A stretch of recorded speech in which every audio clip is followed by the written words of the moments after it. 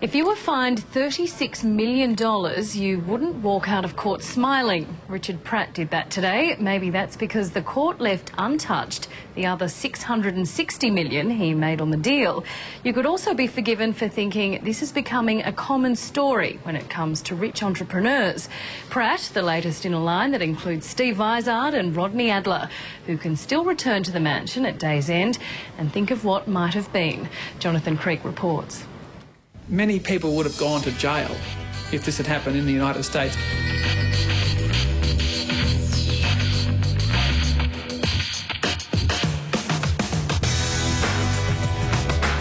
Adler, Rivkin, Vizard and now the biggest fish, Richard Pratt.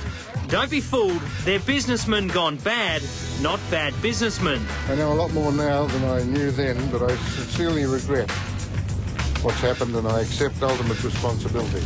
All of the deals were premeditated and arranged in secret and against the law by Pratt and Amcor executives. Pratt is worth an estimated $5.5 billion, Australia's third richest man, who today took the well-worn walk of shame to the federal court. Accused by the ACCC of price-fixing the cartel arrangement between his company Visiboard and competitor Amcor, gave them control of Australia's $2 billion a year cardboard box market.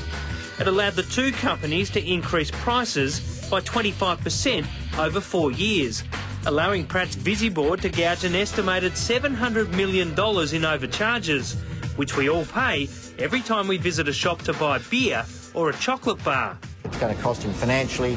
It's going to damage his reputation. Pratt is a honeypot, or should that be money pot, for major political parties.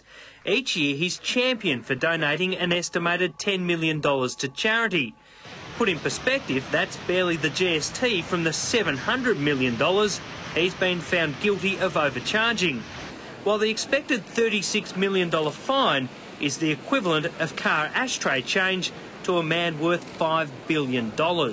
He walked out of court with a smile on his face today. But money comes easily to these barons of big business. What they scramble to protect is reputation. Steve Vizard was fined almost $400,000 and banned from being a company director for 10 years after abusing his position as a Telstra director to obtain and trade shares. His reputation shredded. Now those close to him are laying down the foundations for his public return. I don't think the public's ever had the full and untold story. Then there's this book, Vizard Uncut, The Full Story. It claims to reveal the truth about Steve Vizard and his business dealings. It's labelled unauthorised, but strangely contains the disgraced director's only interview on the matter.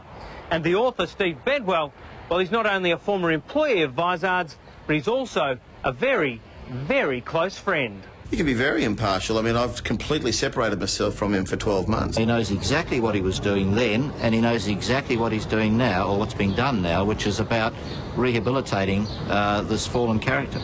Rodney Adler alone played a part in Australia's worst corporate collapse when insurance giant HIH lost $5 billion of investors' money. While Adler has just been released from jail after 2 years, imagine how long you'd spend behind bars if you stole that much from a bank.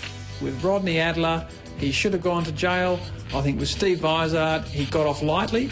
And I think with Dick Pratt, that it's a shame we don't have criminal charges available for cartel behaviour. And it's this combination of soft penalties and celebrity-sized egos that has these corporate cowboys taking the gamble that they'll get away with it. When it comes to the big corporate players, our laws are very weak. See you, Dick. Have a good day. Jonathan Creek reporting. Although